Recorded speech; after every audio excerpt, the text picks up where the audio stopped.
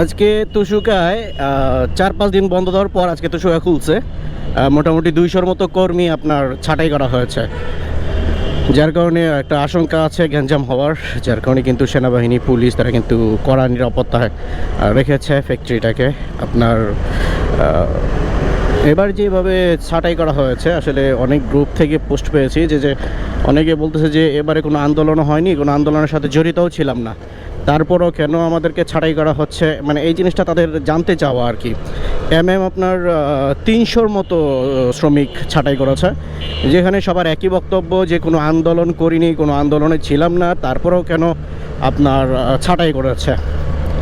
তো কেন ছাঁটাই করেছে আসলে এটা এক্স্যাক্ট কারণ আমরা এখনও জানতে পারি নাই। কিন্তু এই যে আপনারা দেখতে পাচ্ছেন পুলিশ, সেনাবাহিনী তারা কিন্তু কড়া নিরাপত্তা রেখেছে, কড়া নিরাপত্তায়, এবং যেন কোনোভাবে আপনার গণ্ডগোল না হয়, হ্যাঁ সেটারই একটা চেষ্টা করছে, গণ্ডগোল যেন না হয়।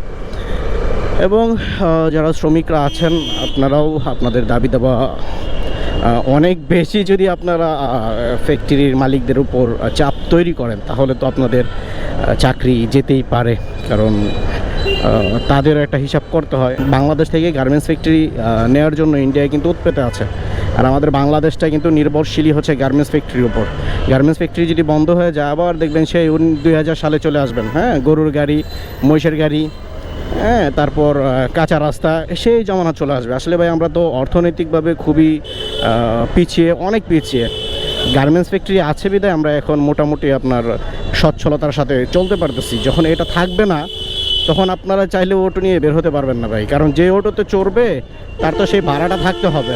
আর আমি যেটা মনে করি, যদি খুব বেশি প্রয়োজন না হয় তাহলে ভাই আন্দোলনে যায় না। সেদিন শেষে ক্ষতিটা আপনাদেরই হচ্ছে। আপনারা ভাবতেছেন যে আমরা অটো নিয়ে চলে আসবো রাস্তায়, হ্যাঁ তো আপনারা যদি ওই গার্মেন্টস ফ্যাক্টরি বাংলাদেশ থেকে চলে যায়, আপনারা অটো নিয়ে কী করবেন? হ্যাঁ সেই অটোতে ওঠার মানুষের যে ভাড়াটা থাকা প্রয়োজন, সেটাই তো থাকবে না। সুতরাং যা করছেন আমার কাছে মনে হয় একটু বেশি বেশি হচ্ছে, একটু কম নিয়ে হলেও সন্তুষ্ট থাকেন, এই মুহূর্তে এটাই শ্রেয়। আবার দেশের অবস্থা খুব একটা ভালো না, আপনারা জানেন, অনেক দখল যাচ্ছে দেশের উপর দিয়ে। তার মধ্যে ইন্ডিয়ার সাথে আমাদের সম্পর্ক খুবই খারাপ, মানে খারাপের থেকেও অনেক বেশি খারাপ, হ্যাঁ।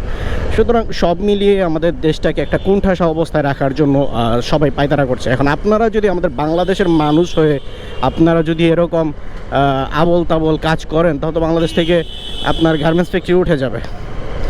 তখন আপনারা কি করবেন সেটা একটু বিবেচনা করে নিন। সবাই ভালো থাকেন, আল্লাহ হাফেজ।